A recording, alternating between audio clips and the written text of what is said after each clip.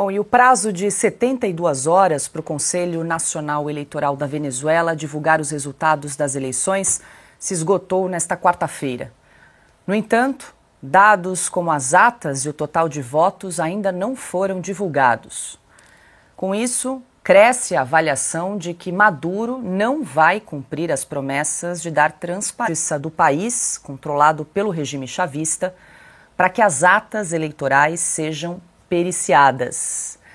Consta, é curioso, né? O Maduro pediu para o STF, controlado pelo regime, para fazer uma perícia, para auditar aí as atas que ainda não foram apresentadas, lembrando que já passou aí o prazo de 72 horas. E tem uma informação, consta também que saiu, que o subsecretário de Estado dos Estados Unidos aí para o hemisfério ocidental, Brian Nichols, disse que as atas que foram divulgadas pela oposição, pela líder Maria Corina Machado, que inclusive divulgou um site para que os próprios eleitores pudessem checar a informação, essas atas deixam claro que a oposição, Edmundo Gonçalves, derrotou Maduro, não há dúvida em relação a isso. Até as pedras sabem que o Edmundo Gonçalves derrotou de lavada Maduro, né? E esse teatro todo é muito patético. É impressionante, né, que os ditadores modernos ainda têm que acender vela para a democracia, porque, como lembrava La Rochefoucauld, a hipocrisia é a homenagem que o vício presta à virtude.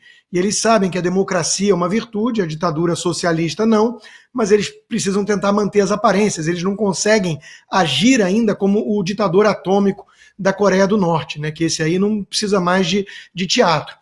Mas todo mundo sabe que é um teatro, e o ponto que o Silvio levantou aqui é o mais importante, na minha opinião, porque há muito cinismo no ar, né? O Maduro não se tornou um ditador nessa eleição, que não houve, que foi uma completa fraude com prisão política, perseguição, sequestro à luz do dia e por aí vai. O Maduro é um ditador desde sempre, e antes dele já o era Hugo Chávez. E Lula defende a ditadura socialista na Venezuela desde Hugo Chávez, passando por todos os períodos de Maduro, gravando vídeos de apoio e tudo mais. Eu digo isso, Paula, porque tem aí muita gente fingindo uma epifania e descobriram que o Lula não é tão democrata assim. No fundo, esse teatro dessa turma toda é só porque eles foram cúmplices do ladrão que queria voltar à cena do crime ao fazer o L. Então eles estão tentando justificar o que eles fizeram, mas nós todos sabemos o que eles todos fizeram em vários verões passados.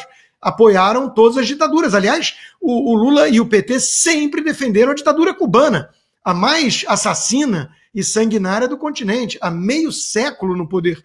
Então que piada é essa que todo mundo resolveu discutir agora se há ou não transparência nas eleições da Venezuela? É óbvio que é uma ditadura, é óbvio que o Lula apoia essa ditadura e é óbvio que todo mundo que fez o L sabia disso. Né? Vamos deixar as coisas bem claras aqui.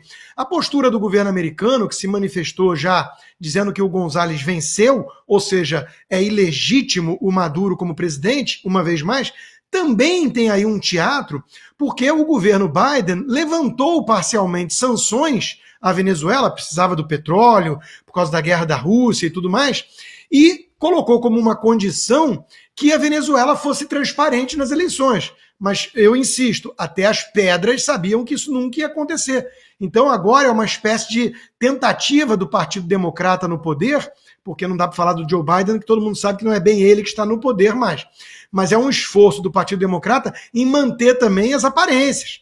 Porque todo mundo sabe que o Partido Democrata foi frouxo para com a ditadura socialista da Venezuela, e agora está dizendo que, estou chocado que você não respeitou o acordo de transparência. É que nem mandar mala de dinheiro para o Irã e depois descobrir que o dinheiro não foi usado para causas humanitárias, e sim para que o Irã financia Hezbollah, o Hamas e por aí vai, vamos falar disso depois.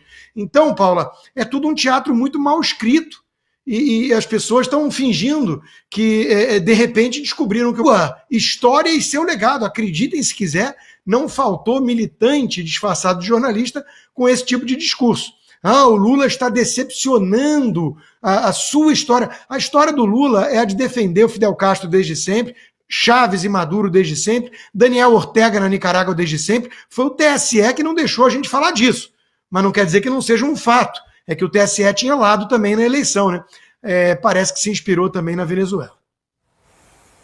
Ô Silvio, Mais uma curiosidade, inclusive ontem o jornalista venezuelano Isnardo contou pra gente, né, que o ditador Nicolás Maduro então pediu para o Supremo da Venezuela para fazer uma auditoria, para periciar as atas, os documentos que foram fornecidos pelo Conselho Nacional Eleitoral.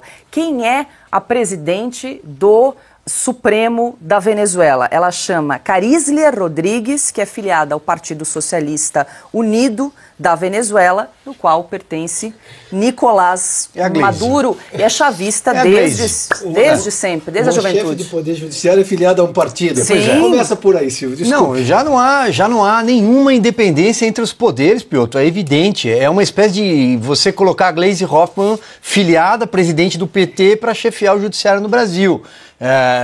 Enfim, não que aqui as coisas... a independência constitucional dos poderes, como reza o artigo 2º da Constituição, esteja em pé, né? Devidamente em pé. Mas vamos lá. É todo um processo viciado, mas um processo viciado desde a origem. É importante dizer isso. O Nicolás Maduro não tramou esse golpe, não tramou essa fraude depois do resultado das urnas. Ele já sabia que ele ia perder. O movimento, toda a movimentação nas ruas da Venezuela, elas já indicavam claramente qual seria o resultado. Mas ele começa a aparelhar muito antes. Aliás, todo o golpe chavista passa pelo exército, por exemplo, pela nomeação de generais. Foi assim que o Chávez não chegou ao poder em 1998, ele passa para o Maduro em 2013, do dia para a noite também, como nós estamos dizendo aqui. Tanto que ele fracassou no começo dos anos 90, em 1992, por exemplo. Então a esquerda deu um jeito de chegar lá pelo voto, mas não vai sair de lá pelo voto. Isso está muito claro, aliás, não só lá, como em outros lugares do planeta. Então estava tudo armado, agora até as atas estão sendo devidamente fabricadas, é capaz até de passar por algum processo como... O pessoal do interior vai entender quando eu falo sobre o processo de grilagem, da onde vem o termo da grilagem, né? Que eles colocavam o papel com o grilo na caixinha para parecer envelhecido. É capaz de passar até por algum processo similar a esse, para que a ata tenha até a carinha de que ela já tem uma semana de vida quando ela está sendo fabricada nesse momento nos galpões. Como a oposição está denunciando, como o jornalista venezuelano ontem, aqui em OS Sem Filtro, levantou a bola também, claro, da forma como ele poderia falar, porque ele também tem determinado receio. Na entrevista isso ficou muito claro. Então, Paula, quanto mais o tempo passa, mais vai ficar difícil qualquer tipo de intervenção. Ainda mais depois do golpe aplicado pelo Brasil, pela Colômbia e pelo México na OEA. Esses 3 países serão responsáveis pelo futuro da Venezuela.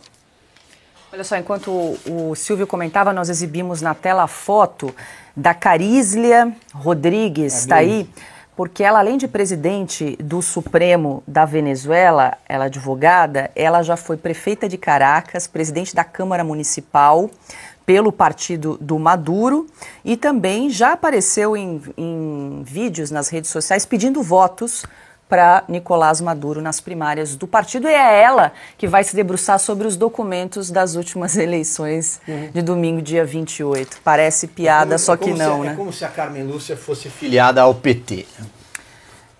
É como o presidente indicar o próprio advogado para uma vaga no Supremo. Isso já aconteceu. Mas isso nunca aconteceu no Brasil. Isso é uma indecência. E o Lula disse recentemente que se a oposição reclamar, recorre à justiça, justiça.